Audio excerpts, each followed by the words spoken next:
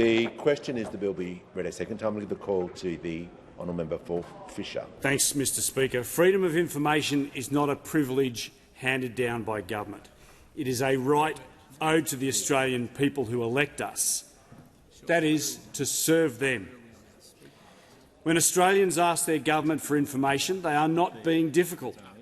They are exercising their basic right of citizenship, and the documents of government belong to the people. Mr Speaker, this bill before us takes that ownership away. The government dresses it up as modernisation. I need to be very clear here. This bill does not modernise the Freedom of Information Act. It weakens it. In fact, it tramples it. It does not simplify access, it restricts it.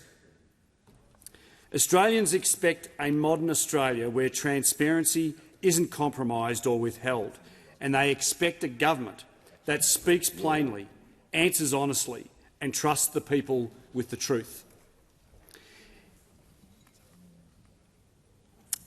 Mr Speaker, it moves the FOI system. This bill moves the FOI system from a presumption of openness to a presumption of control. And that, Mr Speaker, is a profound change to the character of our democracy.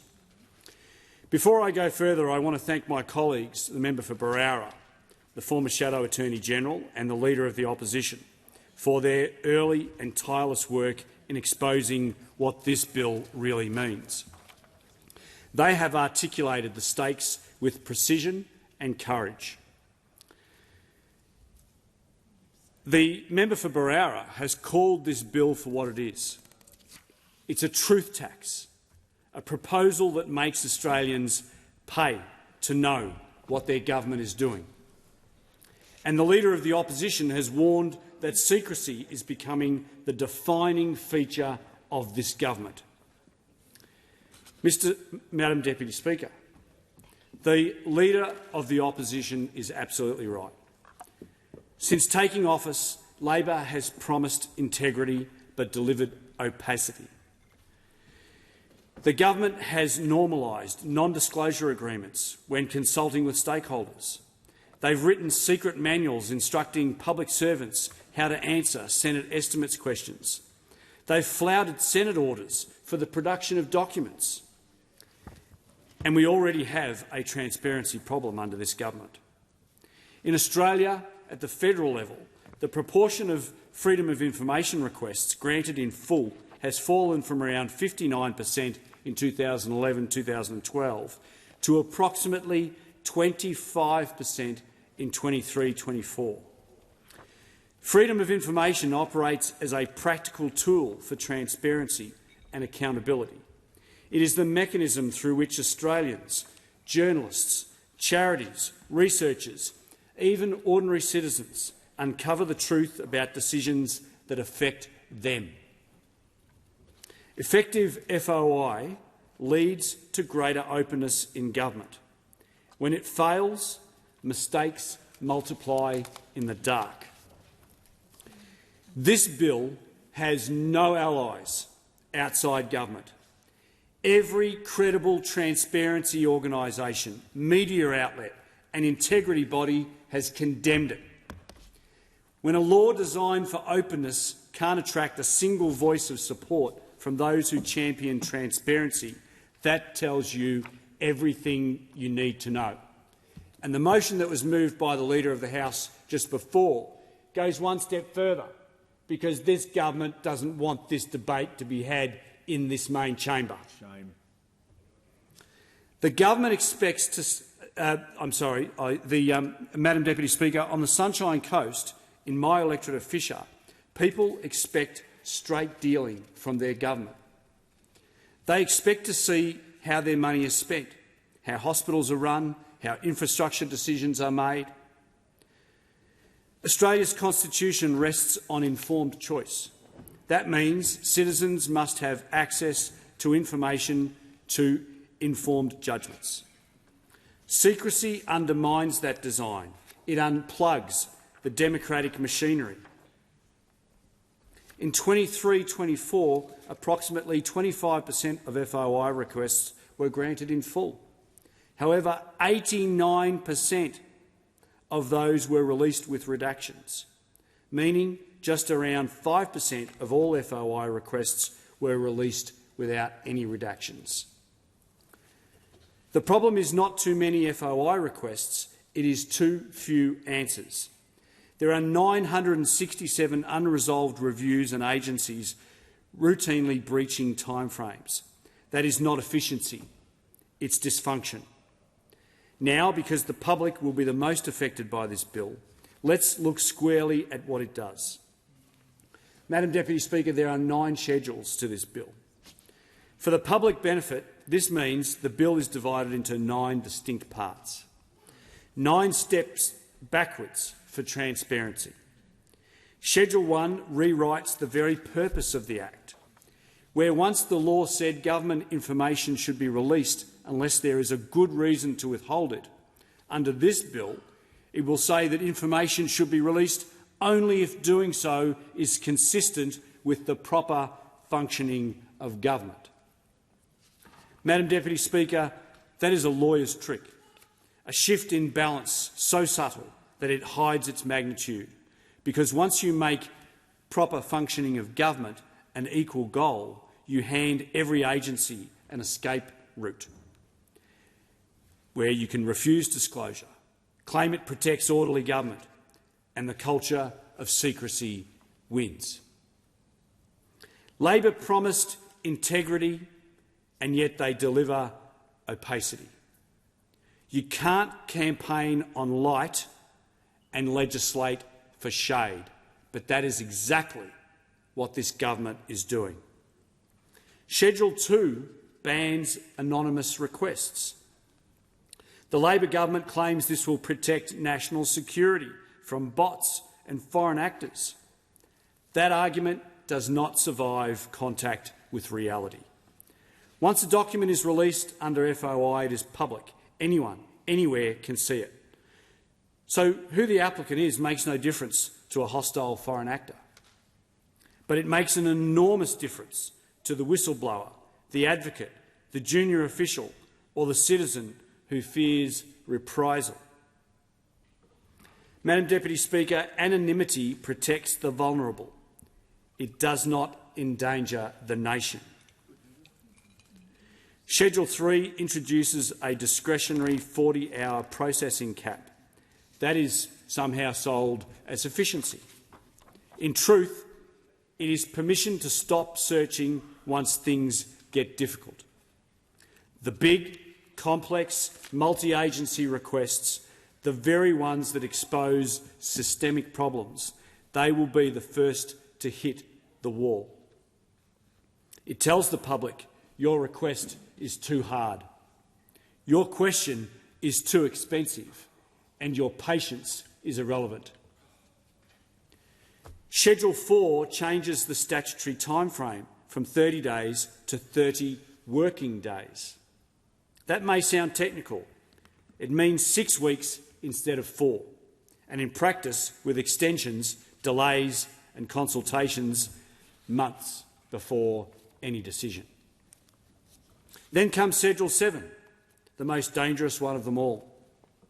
It expands the Cabinet exemption to include documents that describe or refer to Cabinet material. It therefore allows agencies to refuse requests without even searching for the documents. It broadens the deliberative processes exemption so far that almost any piece of advice or internal discussion could be sealed away indefinitely. Madam Deputy Speaker, this is not protecting Cabinet confidentiality. That is institutionalising the prevention of political embarrassment. Factual material, which by long tradition should be released, will now be buried alongside opinion. The release of unappetising political criticisms is a cross all political parties have had to bear, parties of government at least, and it's a crucial part of governing, because every government that has faced scrutiny has ultimately been strengthened by it. The result is that under this bill, Australians will see only the announcement, never the debate or the consideration that led to it.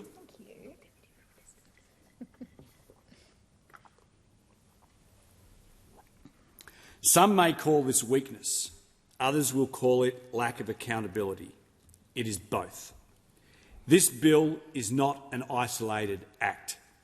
It is a part of a pattern of control, concealment and centralisation. We have seen the same instinct in the refusal to release modelling on energy policy, in the endless redactions on defence procurement and in the handling of the Prime Minister's own diary. The Centre for Public Integrity has shown that fewer than 1 in 4 FOI requests are now fully granted, down from half just 2 years ago. That is the lowest level of transparency in 30 years. And that was before this bill. Madam Deputy Speaker, if this is how the government behaves under the existing law, imagine how it will behave when the law itself gives it a licence to hide. Who loses when transparency dies? Not governments. They find it more comfortable. Not corporations. They have lawyers and lobbyists. It is the ordinary Australian who loses, the citizen who wants to know how their aged care provider is regulated, the local journalist following the money trail through a community grant, the community legal centre fighting for a fair hearing for a client, and charities and not-for-profits across this country already stretched, who cannot afford to pay new fees or wait another 6 months for an answer that arrives half-redacted if they're lucky. Madam Deputy Speaker, this bill would make the public's right to know depend on the size of their bank account and the patience of their lawyer. That is not democracy. Madam Deputy Speaker, the government says this bill is about efficiency. That claim deserves to be tested line by line. Efficiency is not achieved by making it easier to say no. Efficiency is achieved by fixing resourcing, training and culture. It's achieved by clearing backlogs, not legalising delay. Right now, the Office of the Australian Information Commissioner is underfunded and overwhelmed. Applicants wait years for reviews. The Commissioner's decisions are often ignored. Instead of fixing that, this government proposes to narrow rights and expand excuses. It blames the public for using the law too well. Let's take a closer look at the new 40-hour processing cap. On the Sunshine Coast, if a citizen wants to see correspondence about a hospital project, an aged care audit or a regional roads upgrade, they will likely need more than 40 hours of agency time to find and process the files. This cap says to those citizens, your question takes too long, it's too complicated, it does not suit the government. What if the information exposes waste? What if it shows the department ignored warnings? The harder the search, the stronger the reason for disclosure, not refusal. If the government was serious about fairness, it would replace this cap with a duty to assist. Agencies would have to work with the applicant to narrow scope and release documents in stages. That is what transparency looks like in practice. Next, the bill introduces application fees to be set later by regulation. A government that promised openness, transparency and accountability now wants Australians to pay to participate in their own democracy. As the member for Barara said, this is a truth tax. You pay to play. You pay to see what your government is doing with your taxes. For big corporations, that may be fine. They can absorb that cost. However, for the small community paper in Glasshouse, for the environmental volunteer group in Mullaney, for the carer in Biwa, trying to understand why aged care services were cut, those fees are an impermeable wall.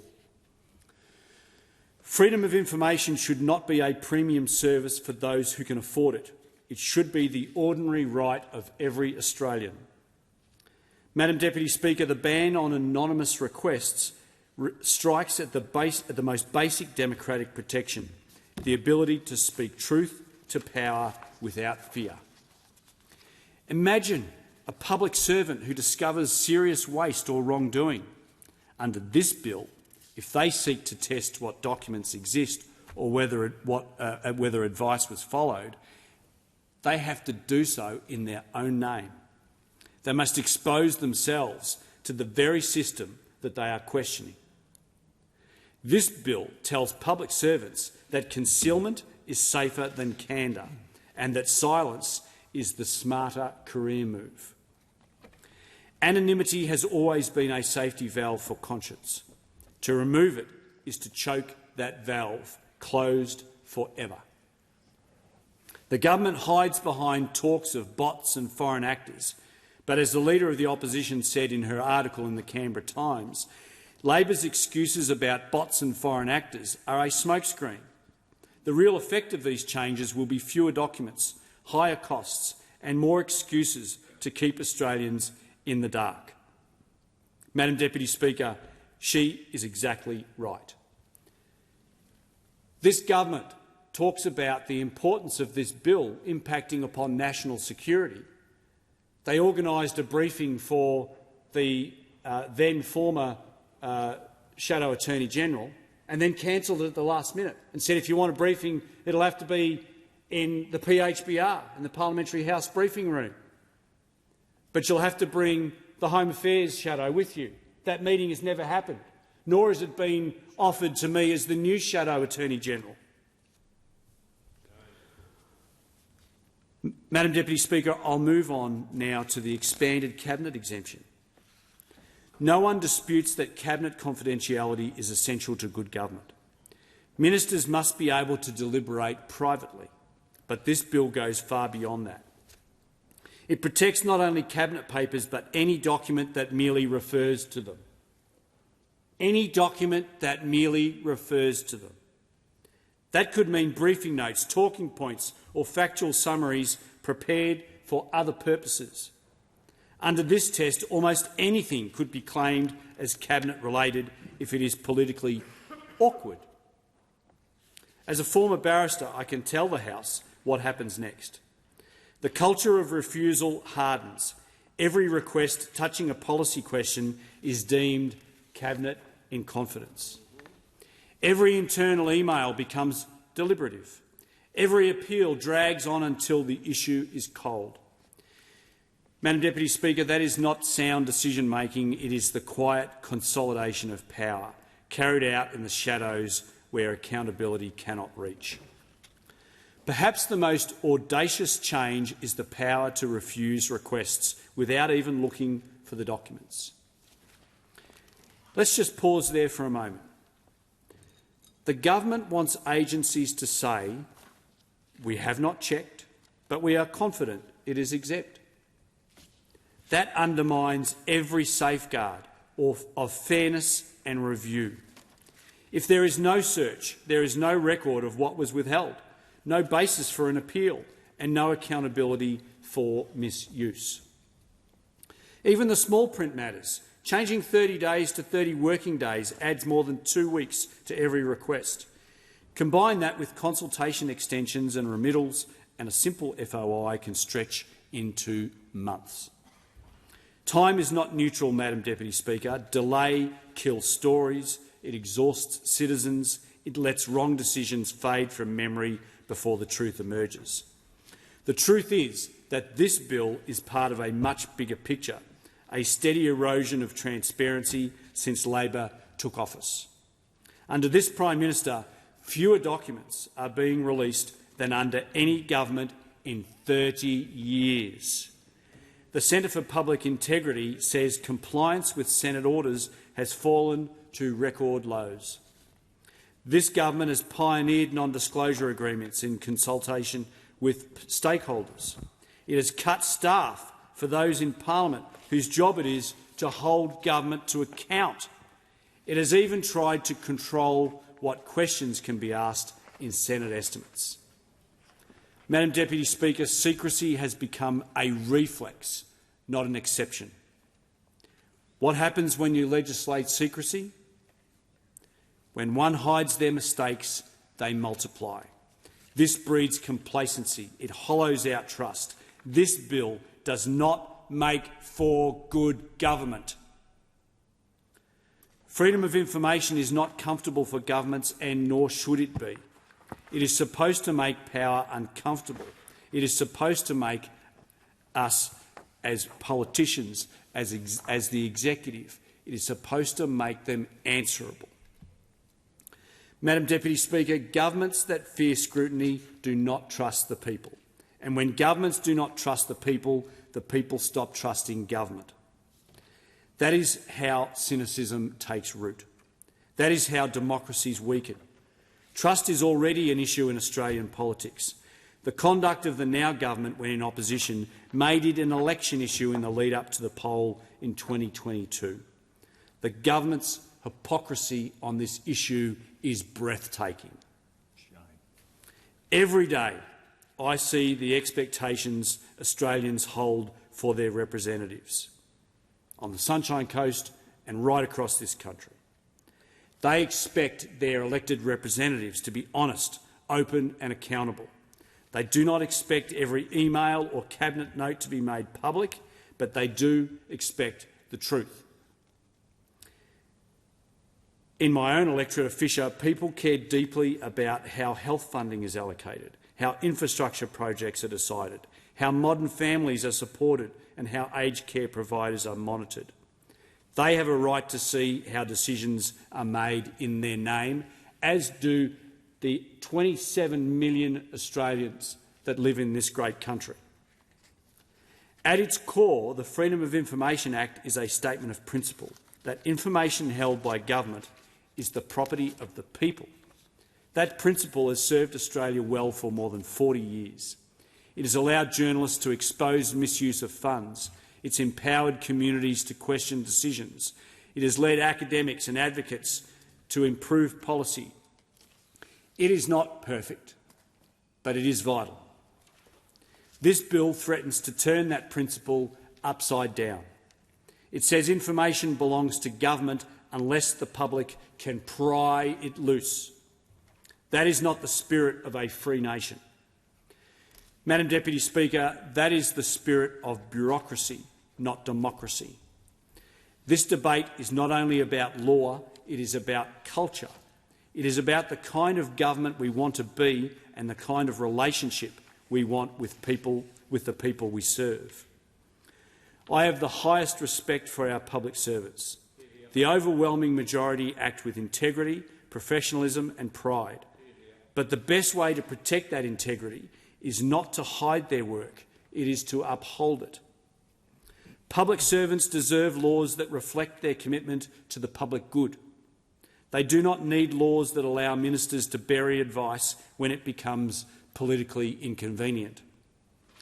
When the Leader of the Opposition wrote that transparency is not a burden on government but a duty of government, she captured the essence of this debate. She reminded us that good government is not about avoiding discomfort but about being accountable for the decisions we make in the public's name. That is the standard Australians expect from their representatives and their institutions. Madam Deputy Speaker, secrecy may feel safe for those in power, but it corrodes confidence from the ground up.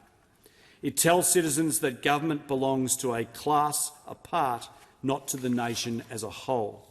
It says to the nurse in Batinia, the teacher in Palmwoods and the small business owner in Caloundra that decisions are made behind closed doors and that their right to question those decisions is conditional. That is how trust dies. Not in one dramatic moment, but in small acts of concealment justified as efficiency or modernisation.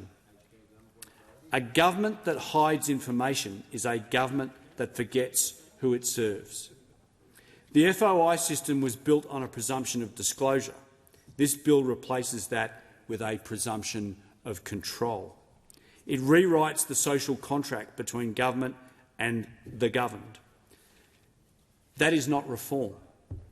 That is cowardice. Madam Deputy Speaker, let me outline instead what genuine reform could look like. First, restore the original object of the Act.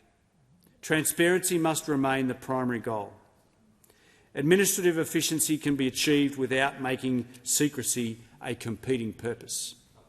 Second, protect anonymity.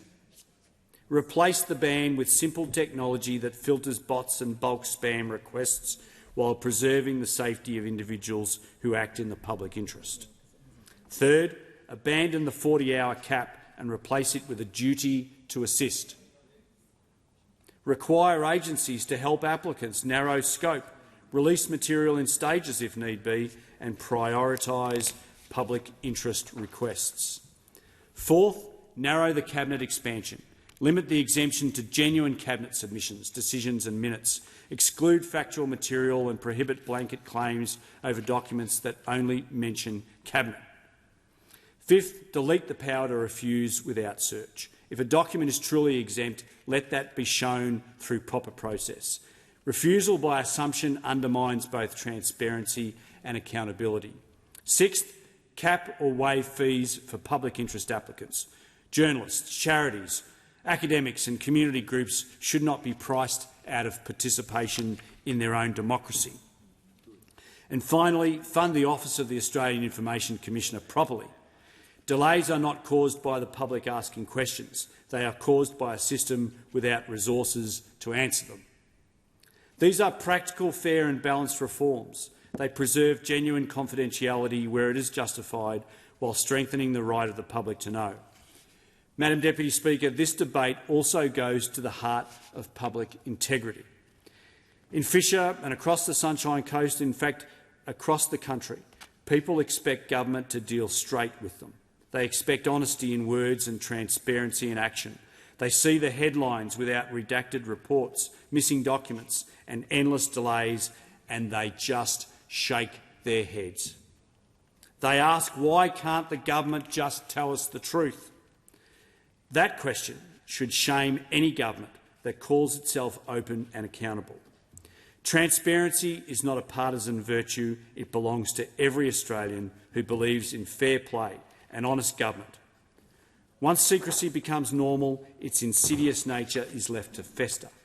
It seeps into local councils, agencies and public corporations. It turns freedom of information into freedom from scrutiny.